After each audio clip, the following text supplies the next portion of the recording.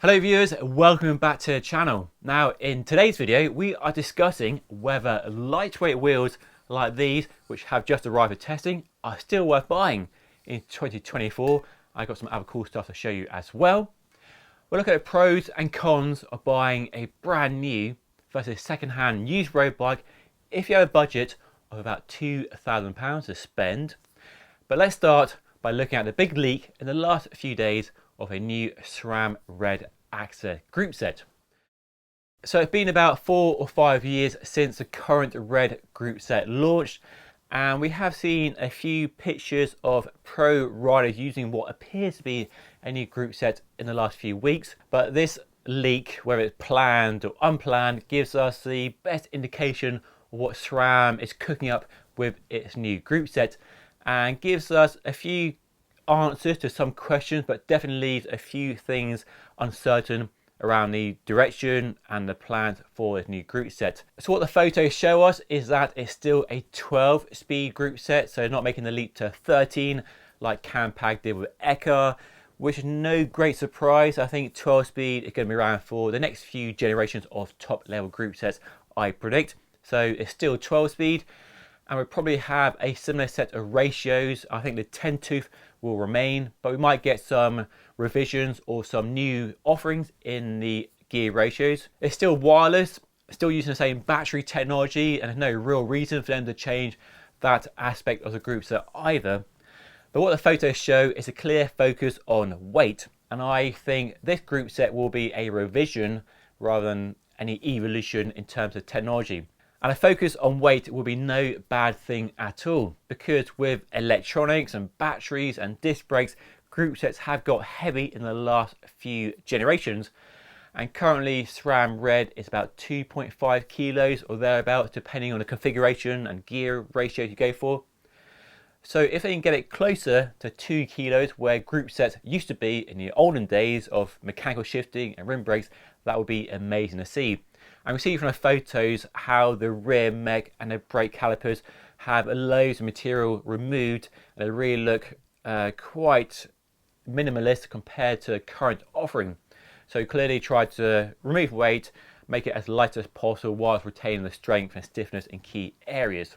But by far the biggest change we can see from the leaked photos are the new hoods and the brake levers, and a clear attempt to improve ergonomics of the group set. When they first came out, the hoods were quite bulbous, and then Force and Rival got the smaller hoods, which are a big improvement, but still lag behind Shimano, which with Di2 offer the best ergonomics in my opinion. So SRAM is clearly trying to compete with Shimano with better ergonomics, much smaller hoods, and the brake levers look very different to the current brake levers, much slimmer, so lighter, and a much more curved shape as well, so probably easier to reach from the drops and in the hoods as well. So I can't wait to see how they feel in the hands and whether they are an improvement, but more importantly how they compare to Shimano Di2. So the photos give us a good indication of what the new group set will look like, but there are still lots of questions unanswered. One I see a lot from people is whether they change the brake fluid from DOT 5.1 to organic. That could happen, but it may not.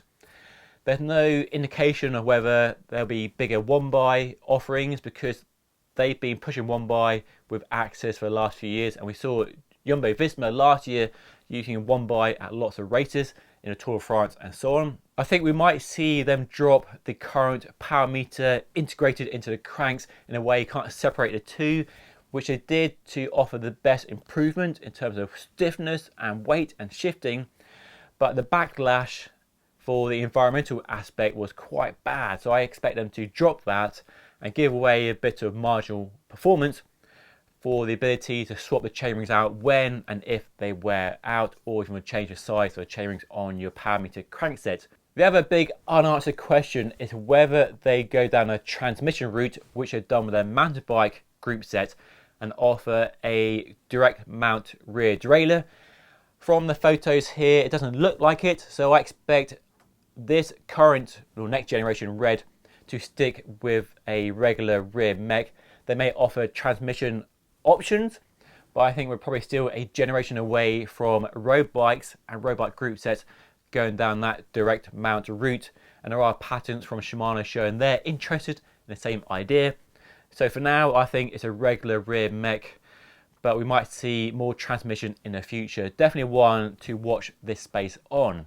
So just to recap, we know a bit more, but there are still lots of questions unanswered. It's still 12-speed, it's still wireless with the same battery technology. It'll probably still be 2x, but with more 1x options. But weight is probably the big focus, and then improved ergonomics with smaller, more compact hoods and new brake levers. So lots to look forward to. When it launches, I have no idea. I have no inside information as yet. But watch this space. Hopefully, I'll have some more information on a group set as and when it launches. Okay, let's talk about buying a new road bike versus buying a second-hand road bike. And there was a report here in the UK a few weeks ago predicting that more people will buy a second-hand road bike in 2024 than in previous years. And we've seen the prices of new bikes go through the roof, and now they're coming back down due to supply and demand imbalance. And second-hand bikes have been strong as a result of the new prices being high. But we're seeing, because new prices are coming down, second-hand prices are being pushed. And there are some bargains to be had out there, as I know from buying 2 CAD 12s in the last 6 months. One for £400 and one for £500. And hopefully you saw my video on upgrading that CAD 12 over the weekend. Link above in case you missed it. But a friend asked me the other day, what's the best bike to buy if you have £2,000? And it got me looking around for options, both second-hand and new, and it throws up some really interesting questions, and I want your opinion and feedback on this. So let me start by showing you this Giant TCR Advance 1, which I found on eBay for £2,200. So it's the entry-level TCR, the same frame as the Pro, but with a different fork. So a really nice bike, essentially. Current generation, there might be a new version, but it's still a good bike.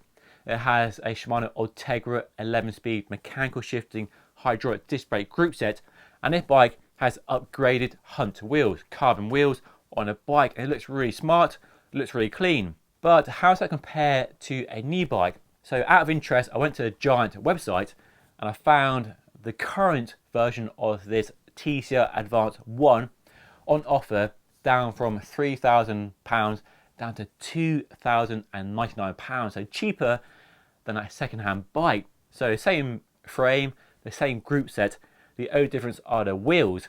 And if you shop around even further, you can find the same bike for £1,800 on a UK retailer website.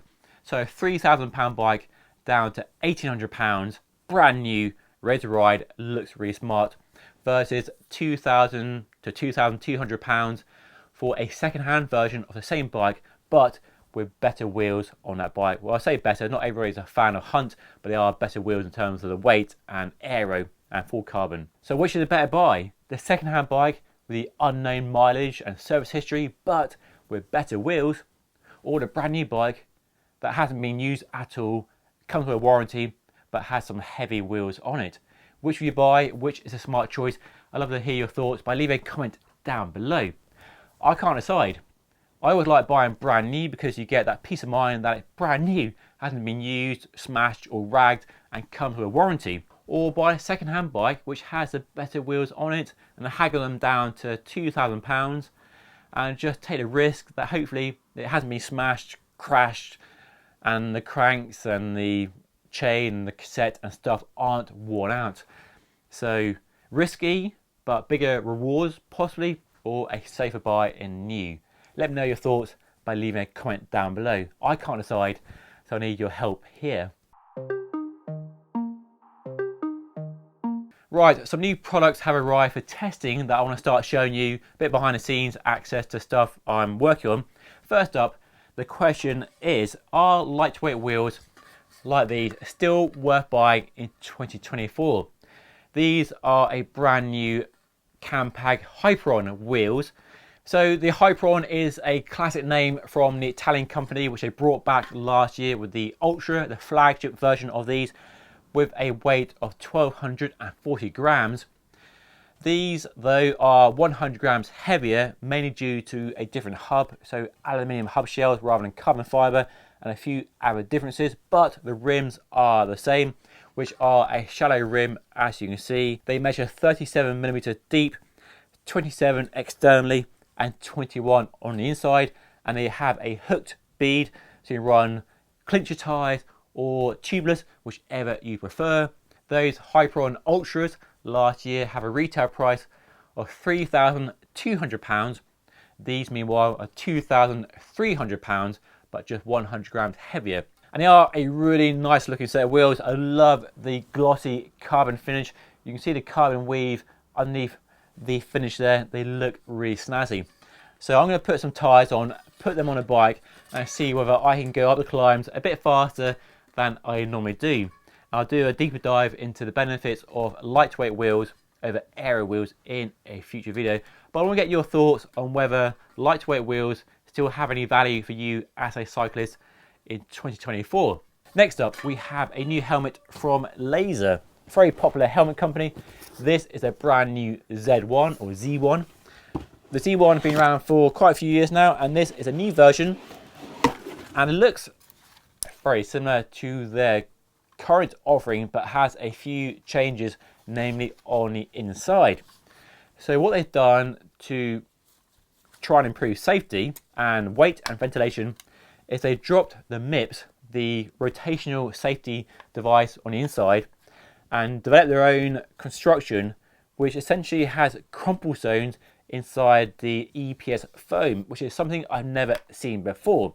And when it comes to safety, the helmet gets a 5-star rating from Virginia Tech, which is the only sort of decent helmet testing we have these days.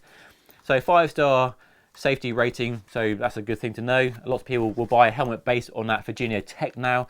I've seen the comments, so that is a big thing. So brand new helmet construction, that very interesting design, which gives the benefits of lower weight and also improved ventilation. They say the ventilation is one of the best in class, which I test when I go somewhere warm and sunny, because it's not here in the UK right now. Also lightweight, 220 grams, but not the lightest in the world. There are lighter helmets, but it's not heavy. Most top-end helmets have been around 200 grams for the last few years now, so not a big improvement, but it's not heavy. And then on the outside, it looks visually very similar. We have that same spoiler on the top and the same rotary dial for adjusting the retention device on the back. The straps are also lightweight and very thin as well. So I'll be testing this over the next few weeks, and there will be a full review.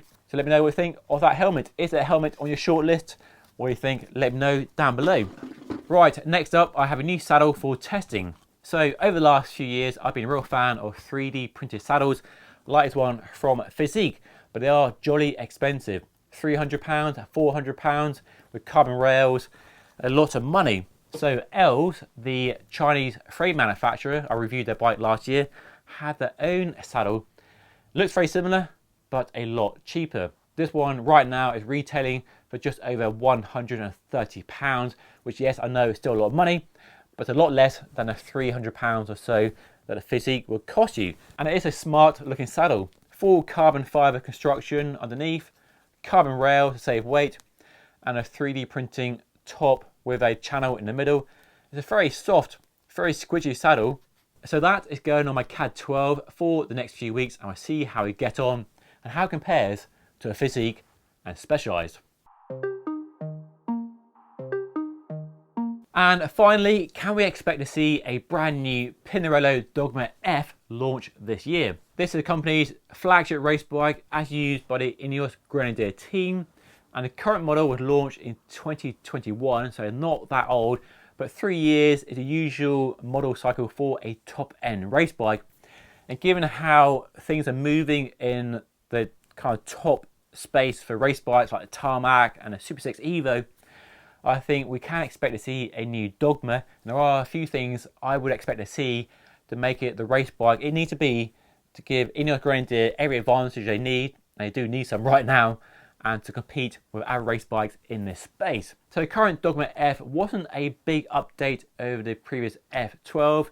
Visually very similar with the aerodynamics of the frame and fork and the asymmetric frame design and that kinky down tube. But they tried to minimize weight here and there, but I think a bigger push on weight would be necessary to make this a bike it needs to be. Currently the frame is about 850 grams, but that's the same as my mid-range giant TCR, not in the same league as a Tarmac SL8 or a Super 6 Evo from Cannondale. So I reckon they need to drop 150 to 200 grams to make it a really competitive race bike. And we have seen the Ineos Grenadier team in the past really try to minimize the weight of their bikes with super lightweight wheels and other parts, so it shows that the frame is carrying a bit of excess weight. I know weight isn't everything, but for the pros it is, and a bike needs to be as close to the UCI weight limit of 6.8 kilos as possible. So a lightweight frame is a big chunk of the overall weight, and clearly it helps having a lightweight frame to get you down to that weight limit. So I expect the Dogma F to be lighter. So really the next big focus in top end race bike design is maintaining the same aero while dropping the weight where possible, and the Tarmac SL8 showed what is possible with a crazy lightweight frame and a crazy lightweight bike while being more aero than that old aero bike. So I reckon a new Dogma F is coming out soon, probably for Tour de France. That's where we would expect to see it launch and maybe seen in action before that. So all eyes peeled for a new Pinarello Dogma F sometime this year. Anyway, that's all from me today. Thank you so much for watching. I'll see you all again very soon.